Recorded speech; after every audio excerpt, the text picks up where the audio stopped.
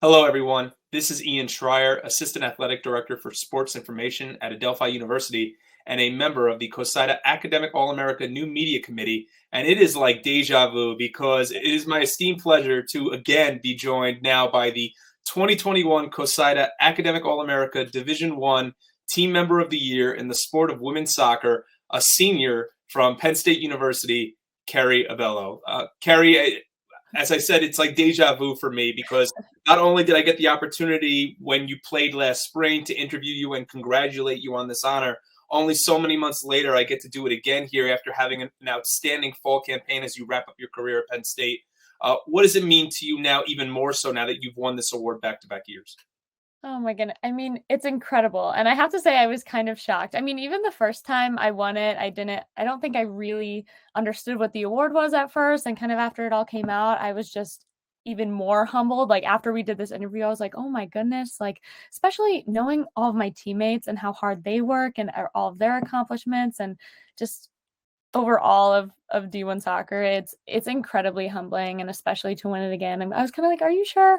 But overall, I'm so blessed. I'm so humbled, and I'm excited. And I'm excited to talk to you again. So Thank you, Kerry. Well, it's even more a pleasure from this side to be talking to you again. Does it mean anything different for you, even more so this time? I mean, it's one thing to win it once, but to win it twice in a row, does this one carry a little more weight than the last time? I think it does. And I think not only because it's the second time, but more so just because of my experience over the past few months and in my last season. And I think I just have a whole greater appreciation for the college game and college athletics and academics put together. And so I think this is more special, not just because it's the second time, but also because this is my last go around. So I'm definitely very appreciative. I was going to say you could hope that maybe we'd be talking again next fall for a third time because you just never want that.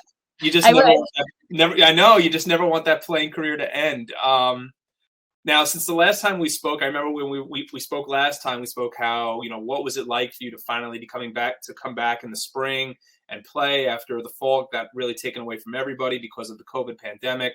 Do you feel as you're wrapping up now your last year or wrapped up your last year at Penn State, do you feel that you've accomplished everything that you've set out to over your time there in Happy Valley? In a way I do. I think there's always, man, I wish we would have won this game. And we definitely didn't have the perfect season this fall.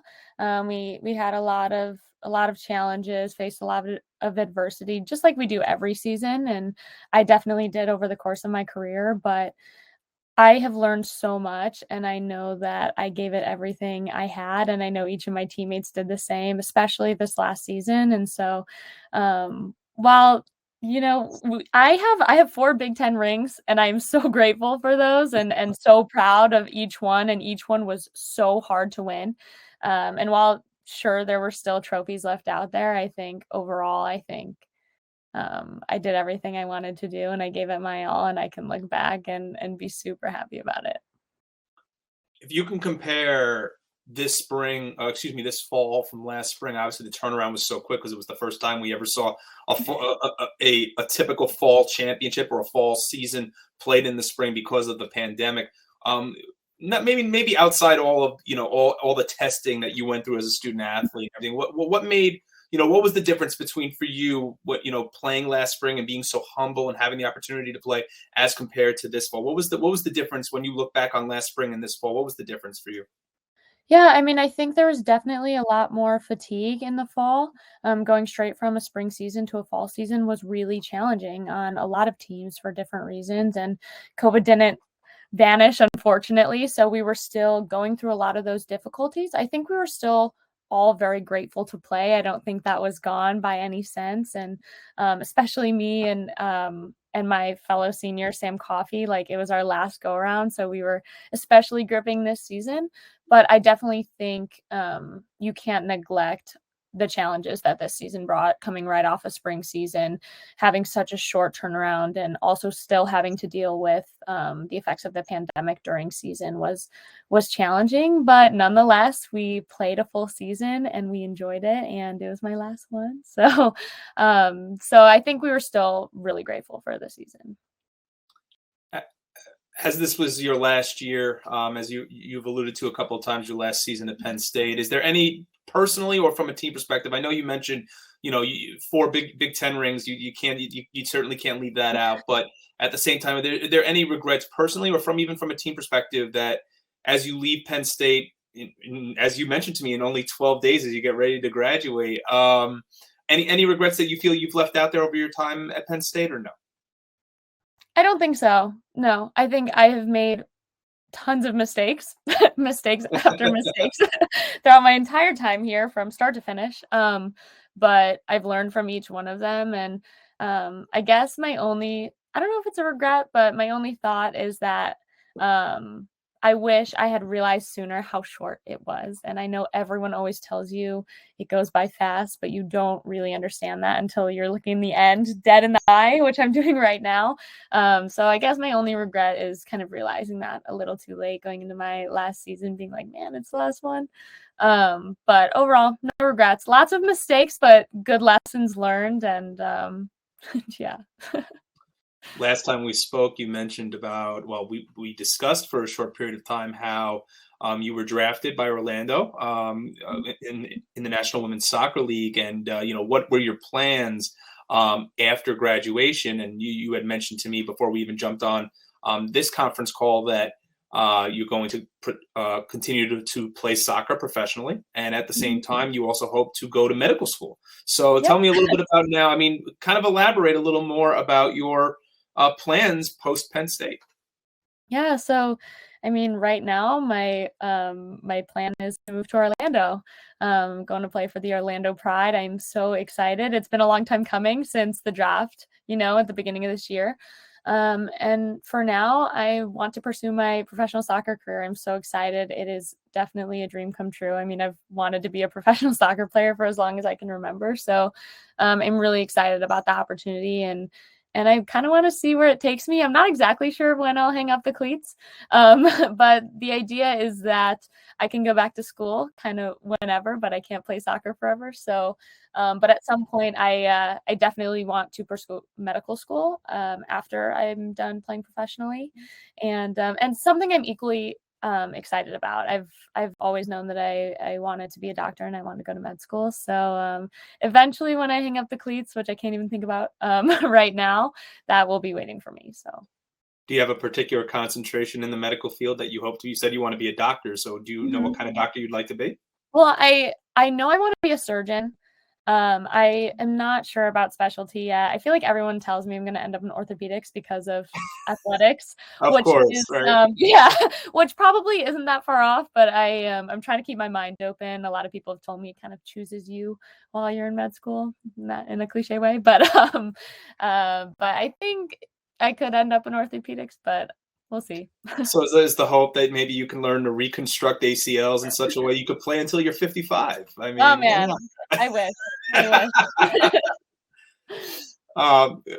To piggyback off of what we've been discussing, I mean, your performance has been just outstanding, Kerry, in the classroom, a 4.0 GPA, as we mentioned, 12 days away from graduating. Not only you were a double major if I recall, as an undergrad, and you're now going to even further pursue when you graduate a concentration that you're going to receive in biomedical engineering, as we had alluded to in regards to your desire to go to medical school.